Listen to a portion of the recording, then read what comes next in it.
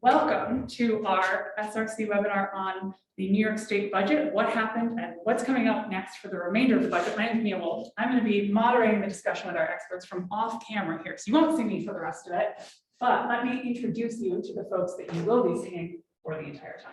So in order that they're appearing on your screen, we have Tracy Brooks, who is a partner at our firm Schenker & Clark. She leads our healthcare practice and has decades of experience working on a broad array of healthcare clients.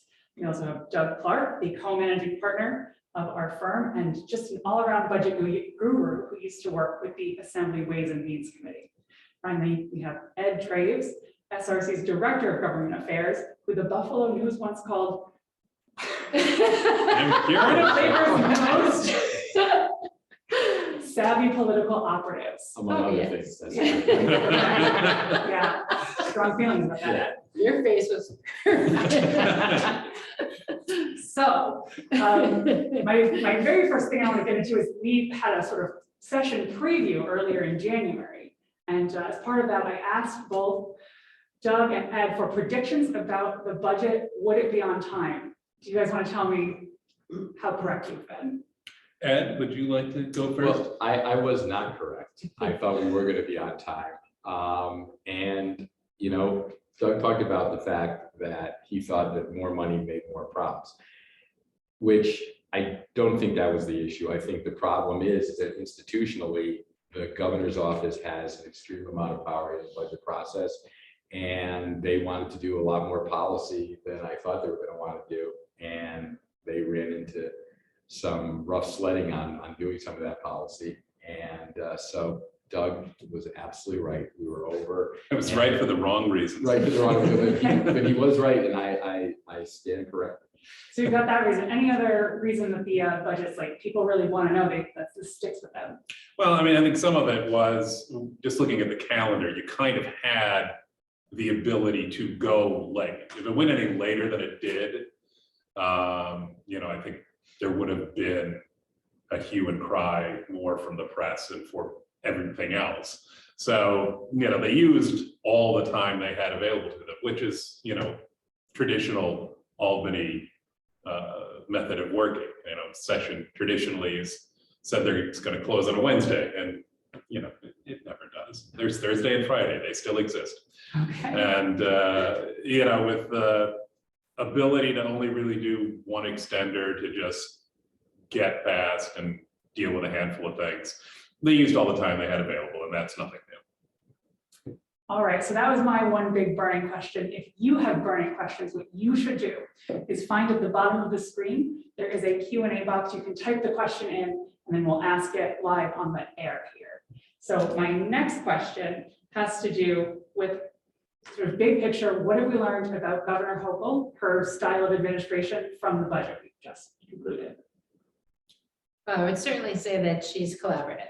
I think the ability to have folks talk through an issue and talk through an issue and talk through an issue happens, which is excellent. I think that we did not see the governor take major victory laps, and we certainly didn't see any finger pointing for fault on why we had a late budget, but rather that there was an interest of working together. And certainly what everyone was saying is we were looking for a good budget. So I think that the room may have felt like there was more air in it for the folks who were in that room having conversations than maybe in past budgets. No, I think that's right. I mean, you didn't have these, you may have had individual press conferences, but notably nobody pointed fingers at anybody else saying, well, you know, you didn't get this because of them. They didn't get that because of you. And so all of that was missing. I think, you know, the process went about as well as you probably could have hoped, given all the different variables that were still in play. You still sort of have this, you know, more so then than now, because it's changing still again every day.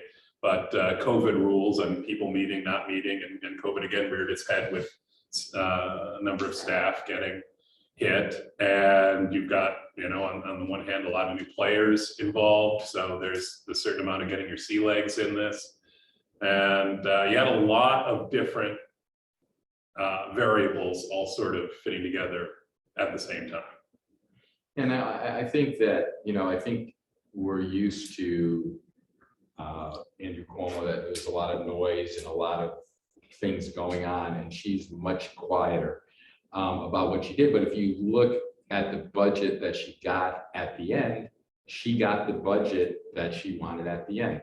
Tracy, you talk about they pumped a lot of money into healthcare and took care of a major constituency and major folks there, from the workers up to how hospitals are financed, and trying to come out of the pandemic and solidify where we are in healthcare. Education, unprecedented amounts of money going to both higher ed, pre-K, K through 12.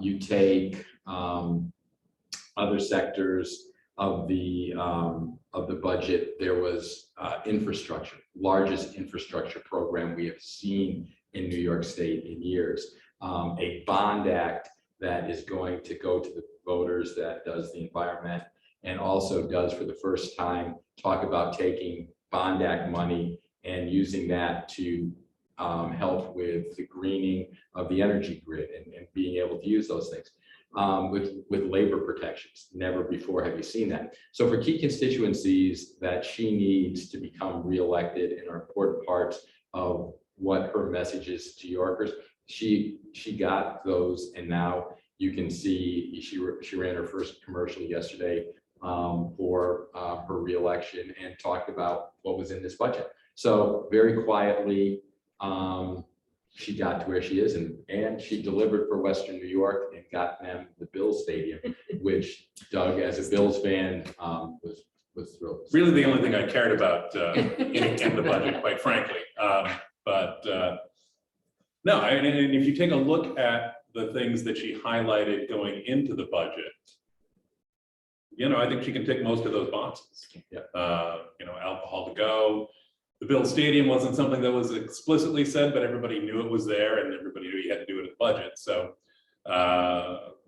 yeah, I think, quietly she went about her work and did the things that she needed to do. So the state of the state was in January. We were in a very different COVID situation. It was much more focused on health. So I want to see, I'm going to ask Tracy, where did we end up on health? What are some of the big provisions that got done in this budget? So I think taking care of the healthcare industry was really important to her because she cares about the workers. And I think we all do. We owe a great gratitude and thanks to all those who helped keep us healthy and went in at the face of the pandemic. So she made sure that there was money in there for the workforce. We have a depleted workforce across industries, but the healthcare industry and the home care industry, those who are helping those who are frail and in need, they actually, were pushed a little bit further than the rest of us. And so this budget makes sure that we've got one-time bonuses, we've got cost of living increases at record numbers.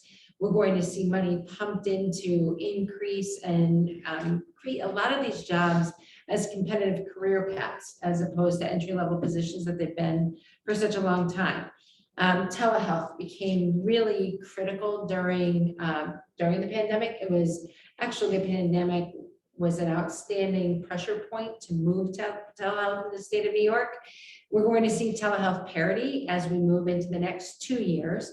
And what that basically says is you don't necessarily have to be in your provider's office to be able to see a provider, or your provider may be able to be in a different location in the state when we have areas of the state that have certain specialists or even primary care that they can't access enough providers, that we're going to see parity in the reimbursement rate, provided that somebody's in the facility when that appointment's taking place. That is really exciting. We want to see innovation in healthcare. And I think there's a lot of support for that. We see a lot of capital going into helping hospitals recover. A number of hospitals were doing very well before the pandemic and are not anymore. We had hospitals that were circling the drain that are in great distress. So in a year when we saw a lot of money coming into the state as one-shot money from the feds, I think it was very well appropriated. There's always a need for more. But it was very well appropriated in the healthcare industry to really help an industry that got clobbered in the last 2 years. The one thing that we have to remember in the implementation of this budget is that the state got clobbered too. And our workforce in the state is depleted. In the Department of Health, there are hundreds of jobs, and across every agency, hundreds of vacancies right now that are trying to be rehired. So a lot of this really great spending also has a lot of implementation that will be interesting to watch, and to recognize that there are still a finite number of people who are still working in the state, and some of this implementation might take a little bit of time, but that we should all be rowing in the same direction and recognizing that there was great recognition of the strain on our healthcare system with the investments made in the state. That was an absolutely brilliant answer. I think everyone at home agrees. I want to stay sort of near the issue of healthcare. We already mentioned that COVID is fluctuating, and it did have an effect on this budget process. Do you want to talk about what that was? Well, I mean, the effect is multifold. One is the fact that, you know, because of COVID, you have all this money. So if you want to pull the lens that far back, you know, COVID and the federal government drove billions of dollars into the state. You also had surprising recovery in tax receipts. So, you know, even tax receipts were up from previous years. And then, you know, you can go down to the granular with, you know, people getting COVID while negotiating the budget, the mayor getting COVID right after the budget. So it still lingers, and it still is something that, you know, policymakers need to keep in mind, doing the mundane, you know, day in and day out work of bringing people from all over the state into Albany to do various things. You know, it's still there. It still can rear its head at inappropriate times. And it's shifting our workforce. It's shifting a lot of different things. We've got hybrid models of working.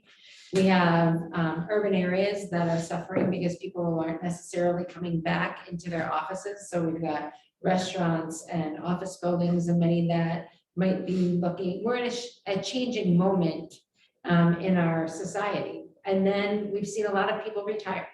A lot of people change the industries in which they're working in. And now we need to also look at how are we going to staff up and get some of these jobs and some of these services provided for. So I think it's a great time for innovation. I think it's a really great time for people to be rethinking about how work is done and how people are accommodated. And I think that the budget is a tool to help us do that, because money's been infused in, you know, a lot of different places. I think the capital money and the infrastructure money is going to be a great opportunity for people to see different industries to work in. I just think there are going to be a lot more jobs that get people outdoors or get people in the construction industry, into our unions, that maybe have been waiting and sitting and not taking that leap of that jump. I even say that COVID, I think that one of the biggest holdups in the budget was bail reform. And I think the intensity of the debate about bail reform, while there was absolutely issues in bail reform, a lot of what the bail reform debate was symptomatic of was what's happening with New York City. Is New York City going to come back? Who's coming back into it? You see stories in the New York Times that commuters in the northern suburbs of Long Island are concerned about safety in the city, and that makes them less interested in coming back to the city. And so you see a problem that is everywhere, crime and those issues, but homelessness, crime, bail reform becomes a way to have that debate. And I think that the intensity of that debate and the long-term implications of that debate are very much a part of, as you were saying, about the transition of what New York is going to look like. What is the city going to look like? How many people are going to be working in the city? Are people coming back to the city? What is tourism going to be in the city? What is Broadway going to be? All of those things. And I think bail reform, you saw a very intense debate about that, because so many people are so concerned about what that next step is. And we hear over and over again that crime and safety and the issue of homelessness is impacting people's desire to come back. So I think that's why we're so caught up in that. And even, you know, outside of the bail reform debate, I mean, how many articles have you seen about, you know, some company head announces everybody back to the office, and then 2 days later, the company head says, well, you know, maybe not so much since nobody. Okay. Yeah, so, I mean, so there is just a, you know, a larger conversation on the rethinking of work that is happening at the same time that you have these very real, very visceral issues. Yep. All right, so we're gonna get to the largest conversation that happened around the budget, the biggest policy issue, but right now I just want to remind people at home that if you have a question for our group here, you can find at the bottom of the screen a question and answer button. Just click that, enter your question into the chat box. We'll ask them live on air. So the biggest, most amazing thing that happened, Doug, Bill Stadium. How? I knew it, all right. Well, first of all, how did that happen, and where did we find $800 million for this? Well, again, it was raining money, so there was always going to be an opportunity to find money. You know, it happened when it happened. I think, you know, the NFL obviously had their hand in, gee, the vote for, you know, our contribution was so late and we had to wait for that. That was surely by accident, I know. But, you know, the moves by the governor regarding the long time and long-standing issues surrounding casino payments from and other payments from particularly the Senecas out in Western New York, her moves there were quite aggressive and, you know, really took something by the horns that had been lingering for, I don't know how, you know, 10, 20 years. I mean, this is a debate that has gone, I mean, longer than that, if you want to go back to the treaties behind everything, so hundreds of years. But in the short term, you know, certainly for 10, 15 years, this argument has gone on, and she took some very aggressive actions to secure money to offset, you know, what the state was going to have to do in this budget and in future budgets. Now, there's still, you know, there is the whole larger argument and debate that began before this and persists about, you know, the efficacy and desirability of using public money for these kinds of private purposes. But, you know, as a Bills fan, I'm quite happy they're staying for the next 30 years. I know that if you talk to the people in Buffalo, it does, you know, it brings up this conflicted notion, but I think we're all happy to have the Bills there. Yeah, I think one of the things that I found fascinating talking to friends and family in Western New York is, and all of us is living upstate, there's always this perception that all the money goes down to New York City and all this, and, you know, it's a lament that is always there. And I think for once, I heard Western New Yorkers say to me, well, you know, now everybody in New York thinks we're getting too much money. And that was, for a lot of people, you know, a big thing for them, you know, like, oh yeah, okay, yeah, maybe it is too much money, but hey, it's coming here, it's not going there. And so, you know, as far as taking care of her base, that's a very good way to do it. Okay, I want to ask a question now about the change that we've seen because of the Hochul administration. Are there any ideas that were sort of bottled up and then finally came to fruition this year that have been percolating for a while because we have a new governor with a different attitude towards them? Oh, no, go ahead. I think the changing of the Medicaid cap didn't go, I mean, some people are upset, some, you know, I think the fact that it shifted and changed, at least it showed that there was a conversation that folks were open to have and to recognize, you know, it's a living, breathing process. So I think we saw a lot of that, but the pandemic may have been part of that as well. I think the fact that folks could speak together also allowed them to find different unique solutions to proposals that were put on the table that were tweaked in the budget, as opposed to scrapped or required to buy back, or sort of more heavy-handed tactics that we'd seen in the past, as opposed to coming together. unfamiliar with these heavy-handed tactics of the past. But I think one of the other issues, the reforming of Jacob, which is a perpetual thing that makes everyone, whoever touches it, unhappy, I think. You know, the good government groups aren't happy with the way things came out. The press doesn't seem to be thrilled about it either, but everyone agreed there had to be change. So let's, you know, see if this change is the change we need. Yeah, I think gaming, you saw the 3 casino licenses being let in New York City. I'm not sure if that would or would not happen, but with this governor, it did happen. You see the rollout of mobile sports betting, which has been highly successful in New York. We're the largest gaming state. I think that was, you know, there was a different sense of how those issues were being handled here. And I think just as Tracy and Doug talked about, there's just a lot more communications between the parties. And I think people,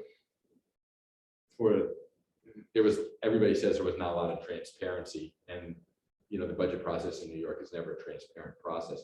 But one of the things that you did have a sense of is that staffs and people that were working on the budget worked much more collegially and weren't afraid of getting in the paper the next day somebody saying something about them, how they were about to destroy Western civilization, which is something that happened here on a regular basis. And I think that makes for better discussions, that makes for better budgeting, that makes for more open dialogue.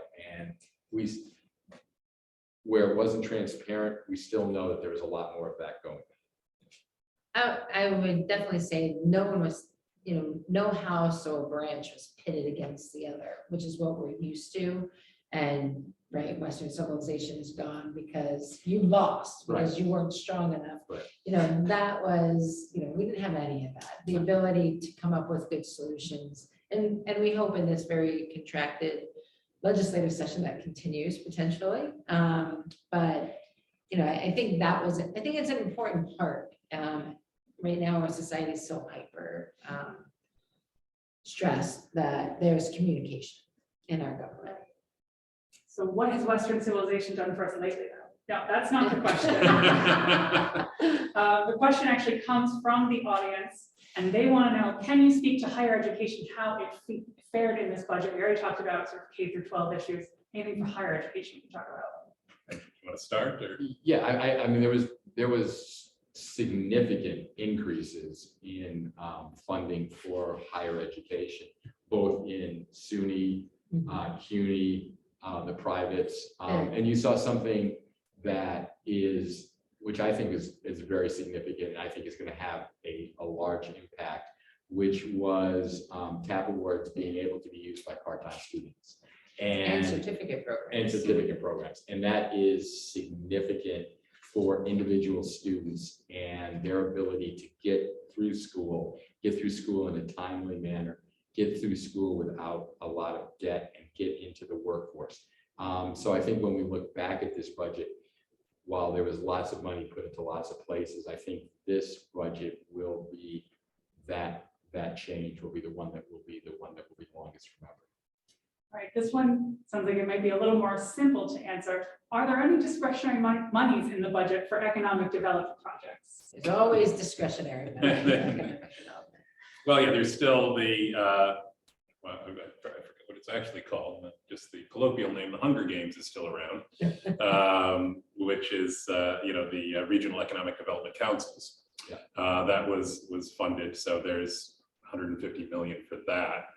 And there are, you know, as there always are, various economic development projects to be determined later. So yes, there's economic development money. It is there. Seek and ye shall find. We're happy to help you. Yes. Call our number 518. No, so the other question is very personal, this one, and I like it. Is there anything in the budget that surprised you? And is there anything that was left out of the budget that you found unexpected? I'm never surprised by what's left out. I just have to say that. No, I guess no. There was nothing in it that wasn't proposed that I hadn't heard about. So I guess nothing surprised me because everything that I was looking at and watching went one way or the other. So nothing new that I really didn't think she'd get the Buffalo Bills. It was neat how she did it, I guess. But I wasn't surprised by it. No. The sign of a true veteran. Well, I mean, if there's one thing, and again, we'll stick on the Bills theme, that surprised me that was still in there. There has been, for the last 20 some odd years, a line in the budget for the continuation of professional football in Western New York, which for much of the last 20 years, people wondered if that was actually happening.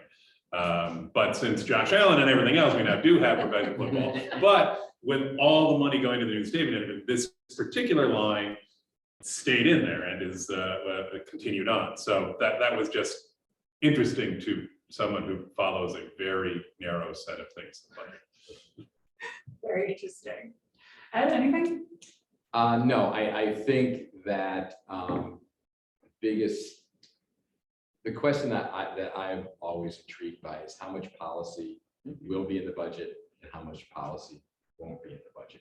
And so, you saw at the end of the day, bail reform was in the budget. A lot of the energy stuff was not in the budget. A lot of the housing stuff was in the budget. A lot of, other items so they cleared most of the policy out of the budget, which you just don't know. This is her first budget, and it was interesting to see. But again, a lot of her policy initiatives were stripped out of the budget and remained out of the budget. So that to me was interesting to see. There's always the balance between what's policy and what's budget. Very interesting. So I want to take this opportunity now, we're about the halfway mark, to shift into what's left for the rest of the session, right? And I want to start by focusing on the politics. Looking forward, what is the state of relations between these folks, right? They have to go into this June 28th primary. Are people looking out for themselves, or is there a united front? Are people looking out for themselves? Come on. Yeah. Everyone has to get elected on their own. Yeah. I think that the governor's funding, the budget is hers in a lot of ways. This is where she has to get the work done that she needs to get done because the legislative agenda is theirs. And certainly they both work together around the corners of each of those things. So I think there's a roadmap of issues that will be taken up. And a lot of those issues were talked about. Will they be taken up this year or will they be taken up next year? So I think some of that is out there. I still think that you're going to see a push for collaborative governing. And I don't think that that's a bad thing, but at the end of the day, folks are going to need to move legislation that is important to their conferences. I like that answer. We're going to come back to that list of things in a bit. Doug, can I direct this one at you? What kind of pressure is that June 20th primary putting on the rest of the session? Well, right now we're even on a shorter, time pressure than that because we're finding out what lines we're going to use. Okay. The court case, it's today. Am I making that up? 20th. Yeah. Are they getting new lines? Are the lines that were drawn going to be upheld? Where is this going? So that's a big variable that, needs to be sorted out, particularly for all the people who, want to actually run for their seats again. So there is that. And of course, we've seen just by the session schedule that it is 8 days shorter. I think it's technically the same number of session days, but in terms of the time period over which those happen, it has been compressed quite a bit, because Albany is famous for doing everything in the last, week and a half. Well, now you've just made that week and a half, moved it up a bit, and it's going to be, for those of us who have done this a long time, it's going to feel a lot of pressure to do things that we usually have have more time for. So, and the legislature isn't, if you take a look at the rules are really in the Senate and to some degree the Assembly as well. They didn't contemplate ending this early, so a lot of dates for things that kick in, like the the rules committee or, unlimited introduction and things like that, that becomes more difficult for the houses to have an orderly shutdown in terms of how they normally go about business. So yeah, it puts a lot of pressure on a lot of people in a lot of places. I think the one thing that is different, you have all this, and Doug and Tracy talked to the short time limits and things like that. The other thing that's going to make it a little bit easier for them is you have a Democratic governor, you have a Democratic Senate, you have a Democratic Assembly, and each of those thematically are going to have very similar themes to what they want to run on, what message they want to deliver, and you don't have like a Republican Senate saying, we're going to do these things to try to, influence our voters and things like that. So that is going to make, and the fact that these three leaders can talk to each other makes that easier. So that is going to be, I think everything else is really terrible for them to have to deal with. But that is the one thing that is going to be a plus for them, is that they're all from the same party. They all want to deliver a close to similar message, especially from the leaders. They want to have a similar message. And so I think that is the one thing that is going to be a help to them. All right, so another thing people are really probably at home asking questions about is we've had the resignation of the lieutenant governor. Does that have any impact on the session? What's the impact? We know we have this vacancy. Is it going to be filled? What does anyone know? What does anyone know? Well, there's, the notion of perhaps doing a statute to alleviate this situation. The Senate majority seemed to pour cold water on that notion. But they're not in session, and while we were saying there's not much time left, there's a lot of time for things like that to change if there's a desire to make the change. From a day-to-day running of things, I don't know that it's necessarily going to impact things terribly much. I mean, on her end, maybe, so, because the lieutenant governor was oddly involved in a lot of the criminal justice issues. But from a substantive perspective, I think there's plenty of talent around to fill that gap. So it's really more political, and for that I'll look to I what the would Buffalo say, News said.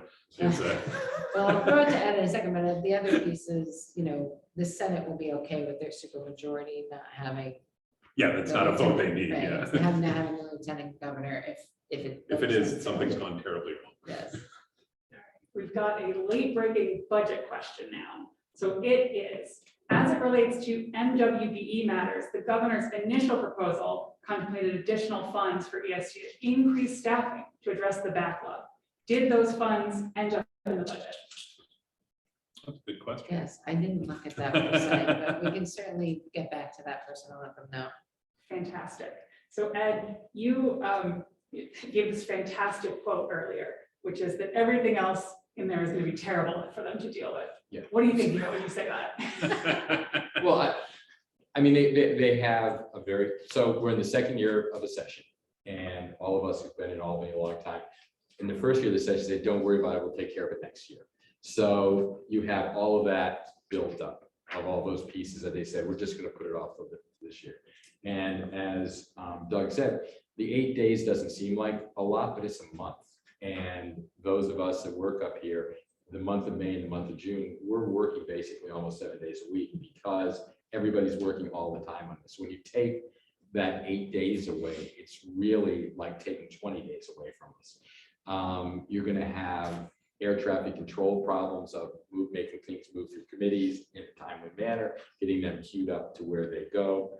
And so that's going to be hard. Every member is getting ready to run on new lines, which makes them really, really nervous. They're going to say, I need to have this.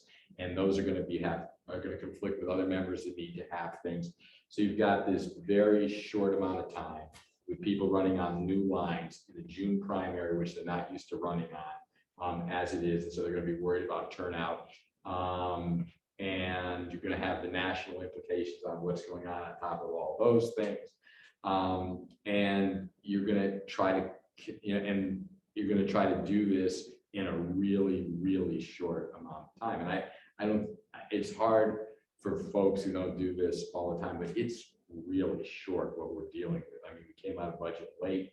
We have 3 days in April, we have May, and then just the first 3 days or 4 days of June. So it's a really tight calendar. There's a lot of competing things that people are gonna need. And on top of that, there's gonna be people's opponents, they're gonna be throwing bombs at them and say, they're gonna be going to the speaker and the majority leaders that need to get this done now because my opponent just said this about me. So it's a lot for, the leaders have a lot to balance those needs all the time. And those are just amplified in an election year, doubly amplified in an election year where you're running on new lines. And then you do that with a brand new governor and a short window. It's a lot. And big conferences. Right. Both houses have big Big conferences. conferences, lots of needs. So, lots of people that need to have things done from all over the Yeah, state. and there's a perception all over the country right now, that this is a year that will trend Republican as it is. So that will make people even more nervous because if people survive, for some of the upstate members, if you survive a Democratic primary, then you may face a energized Republican opponent. So those are the things that the leaders, and remember, the leaders have their own election, which is how do those members, see the job I'm doing, and they've got that constituency they've got to take care of.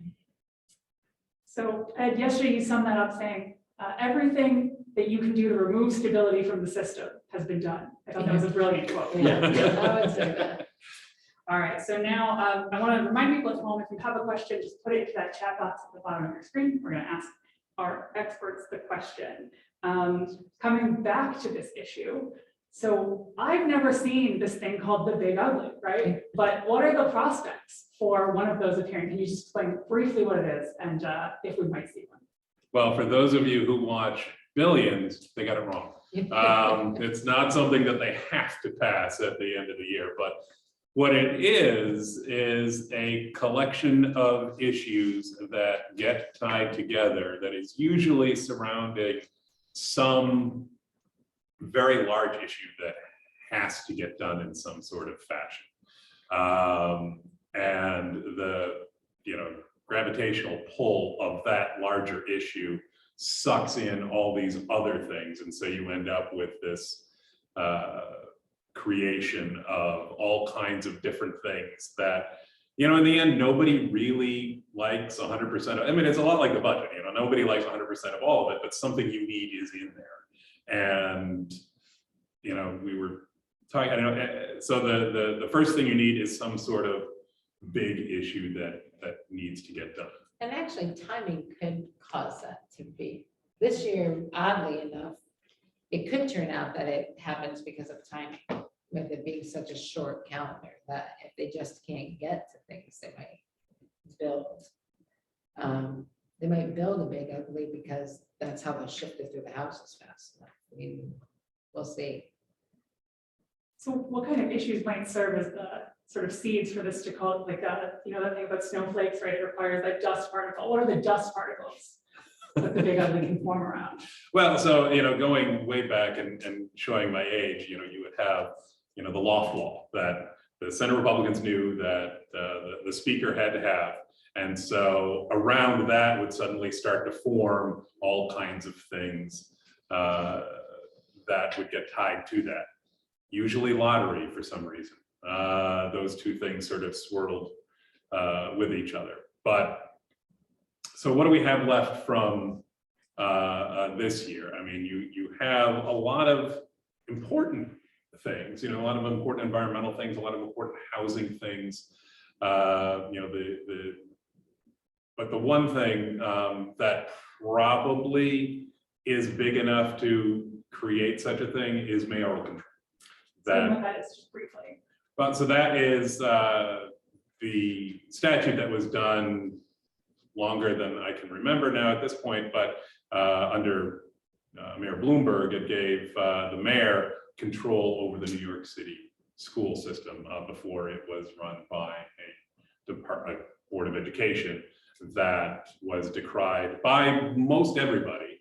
Everybody had a problem with it. So there was the idea that if you hand control over to the mayor, it's one person who's responsible, and they can, be held responsible for the performance of the school system. That is something that is coming up for renewal. You have a new mayor. You have a push to extend out the expiration date. Like everything else in Albany, it has it's only an extender. It's not a permanent law. So, you have to keep coming back for this. And the governor was out early looking for a longer period of time to extend this, and was politely but firmly told, I don't think so, by the legislature. So, but that is an issue that is large enough, I think, that can start sucking things into its orbit. Any others? I can't. No, I really can't think of anything. And I feel bad because Ed said that yesterday and I just totally stole it from him. So Somebody took my idea. But anyway, no, I mean, I also think part of the big ugly was, and I think Doug said it well, was that it was a really great tool for the Republicans when they didn't have the governorship and they didn't have the assembly to hold hostage one issue and then force everybody, basically say to everybody, this doesn't get done unless we get these things. Yeah. And I don't, I think mayoral control, like Doug said, it could be one of those things, but I don't see anything that any of the leaders needs to that extent, that there would be a desire by any of the chambers to say, oh, I'm going to hold you hostage. Right. Andrea doesn't want to hold, Carl hostage. So I don't see that happen. The conferences aren't that far apart. That's the. wait, I was going to say, yeah, the whole notion of hostage taking It's kind of. is not, certainly not something we've seen under the current governor. Yeah. There's, and that goes to Tracy's point of the collegial. When we say collegial, it doesn't mean everybody gets along. No. It means, that they're still talking, that things never got, for example, during budget, traditionally, there's the day where everything blows up and everybody goes home and everybody walks away and storms off. And that didn't happen. We didn't have that in this. And so the idea that even when things are difficult, discussions continue, is something that's definitely going to need to happen in this condensed period. So I have my surprise for the budget. It hit me. There you go. Okay.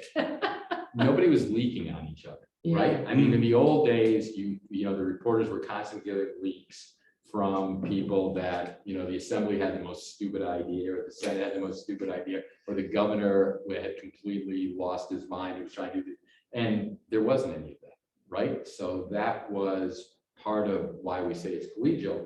They may be arguing, but they're not leaking on each other. And that's a big deal.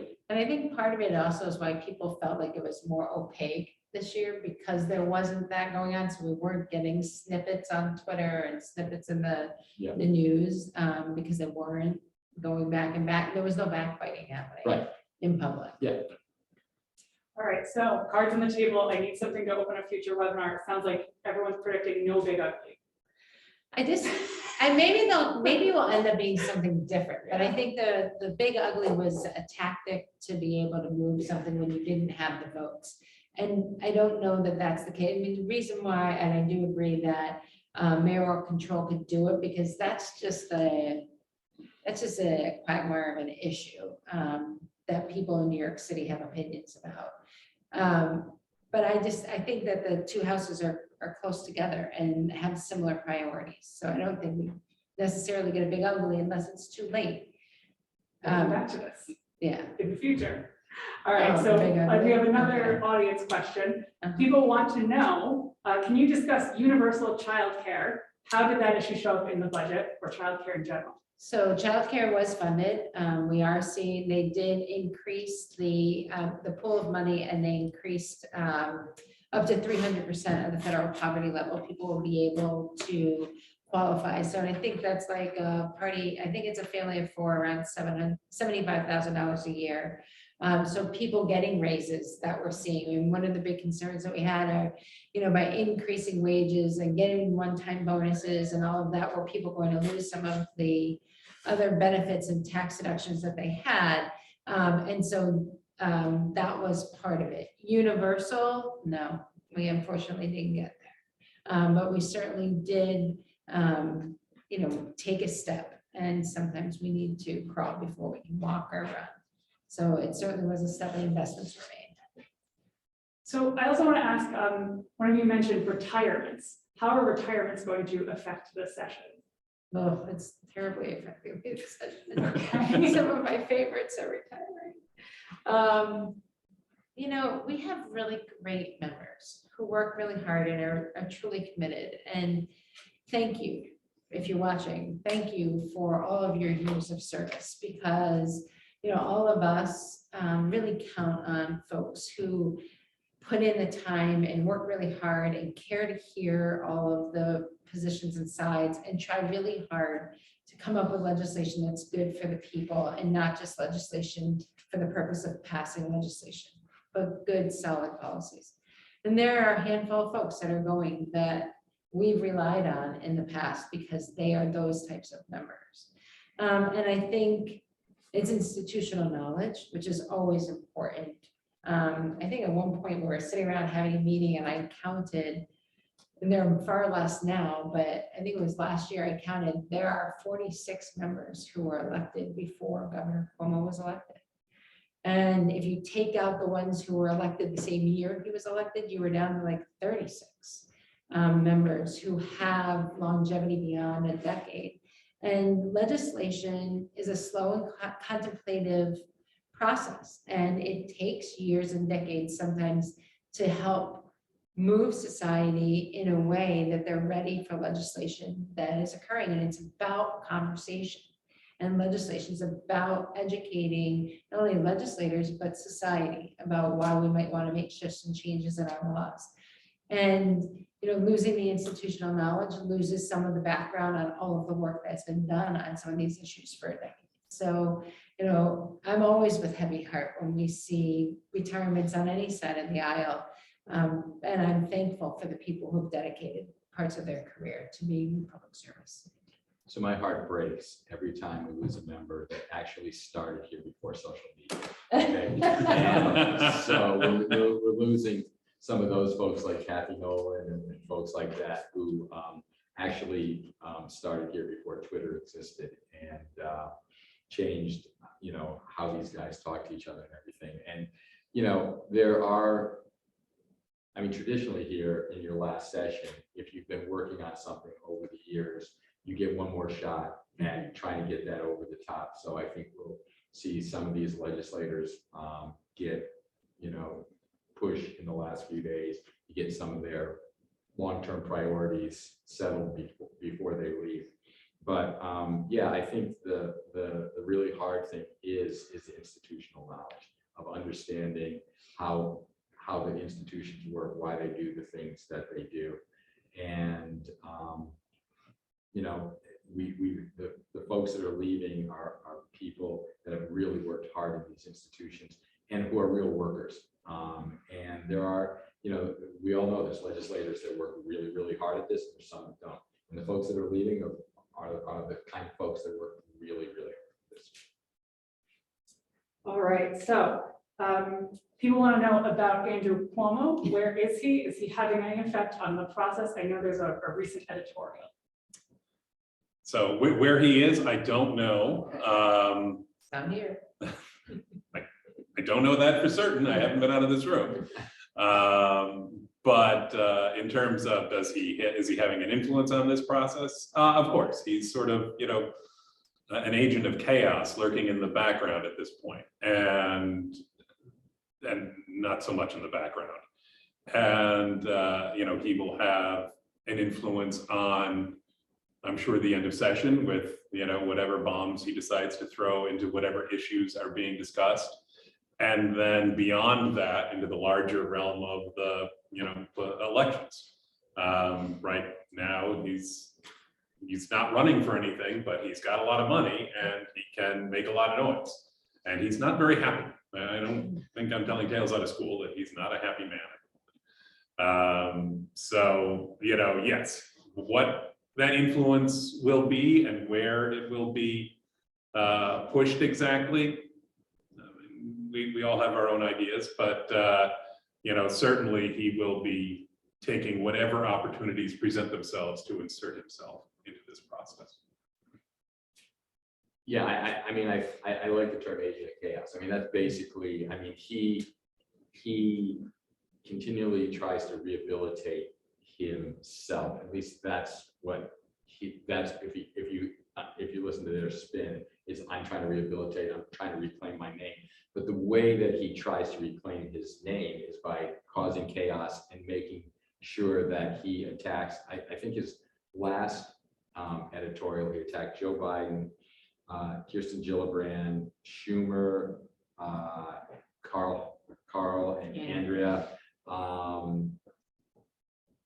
It was just, it's just basically, he went after basically the whole of the Democratic Party and its messaging for this year, and basically just trashed it. So in trying to rehabilitate himself, he has tried to do that by diminishing others. And, I don't think that's the way you rehabilitate yourself. The one thing that he's not going to be, if he continues down this path, is a senior statesman that's looked to in the state. And that's, disappointing, because he could have been. He certainly was a successful governor as far as policy went, but he's proving himself as a person to be less than that. And diminishing others in that effort to enhance yourself never usually ends well. And I agree 100%. Chaos, agent, chaos as opposed to change. What does that get you? He's just perpetuating the problems that are existing in society. He's lashing about, and he's distracting from really serious business. And the serious business of the people of the state of New York is, their eye is being kept on it, and that's the governor and the two leaders of the legislature who aren't engaging, because it's unnecessary for them to. They have the ability to help lead our state as we grow and change at this moment, when the environment is so fragile and critical, when we're coming out of a pandemic, when we're changing what work looks like and who's in our workforce, when we're ensuring that we're going to have healthcare for the largest generation that we have ever had in our country, and we have the smallest healthcare workforce that we've had in a number of years. We have serious people working in government, and hopefully we'll maintain and keep serious people in office. All right, Doug, your comments have reminded me of what was said about the German foreign policy before World War I, right? Which is that every time the Kaiser was dealt a card, he wanted to play a hand. That's a strategist versus a tactician. All right, so we're coming to the end now. And what I want to ask is, what else do you think, if anything, people should know about the next roughly 40 days and 40 nights we're about to experience? Better go fast. Yeah, buckle up, because it's going to be a lot of work. There's not going to, be a lot of opportunities for contemplation. The positive thing, though, is everybody seems to be aware of this. It's not something that, sometimes in the past you would have these long periods of time where nothing would happen. People weren't talking to each other, and then all of a sudden, out of nowhere, it would go, 100 miles an hour. Everybody's well aware of what the calendar is, and everybody is well aware of the panoply of issues that are out there. And to the extent that you can be prepared for what's going to come, I think everybody is as prepared as they can. Using 40 days and 40 nights, my biblical analogy of this is, it is better to be in the ark than on the outside. Brilliant, brilliant. Unless you're a fish, in which case. Yes. All right, if there's nothing else, I would like to thank everybody on the panel for their time and their fantastic comments today. And I'd like to thank everybody at home for joining us. If you want to know more about the people you've seen for the last roughly hour, go to srclawoffices.com. That will tell you how to get in contact. So thank you and have a great rest of your day.